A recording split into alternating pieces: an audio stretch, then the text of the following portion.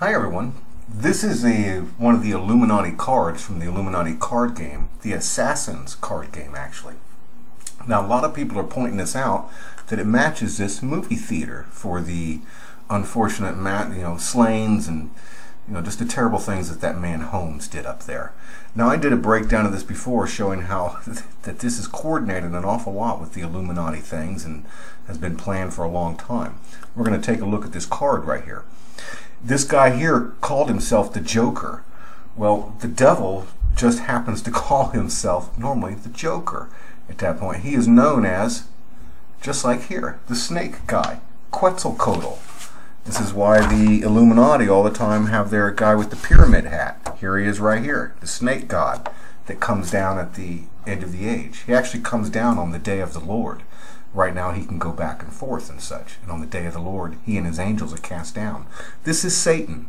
Sure, he looks different or whatever, all different in things, but that's who Satan is. The coyote, the trickster, Loki, Quetzalcoatl, the snake god. 315 and 314 for a shooting at Century Theaters, 14300 East Alameda Avenue. They're saying somebody's shooting in the auditorium. 315 and 314, there is at least one person that's been shot, but they're saying there's hundreds of people just running around.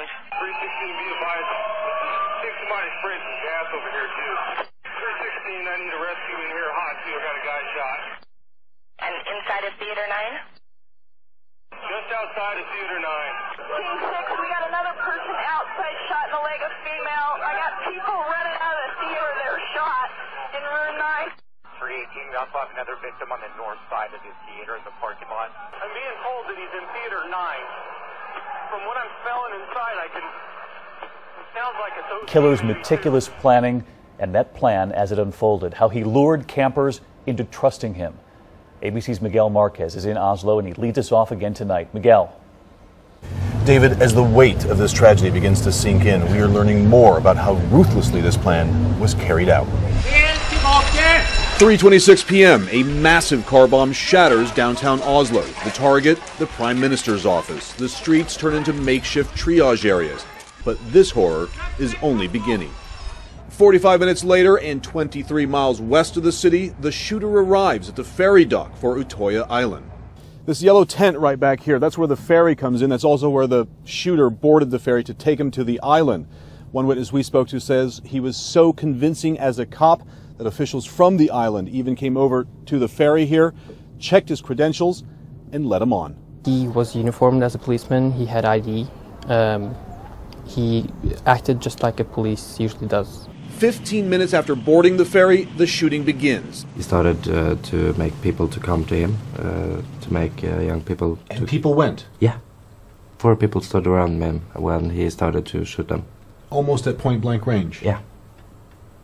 The first 2 he shot at point blank, the 2 others started running, so they were shot with not a great distance.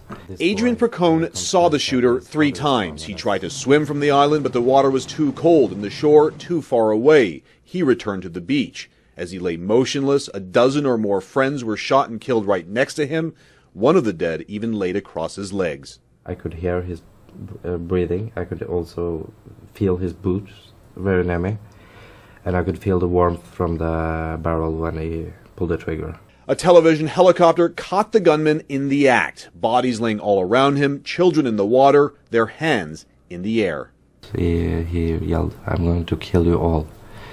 And he was very accurate on where he was shooting. Almost every shot hit something or someone. Of a shooting at an elementary school in Newtown, Connecticut, and you heard that right. It is unthinkable. An elementary school 45 miles southwest of Hartford.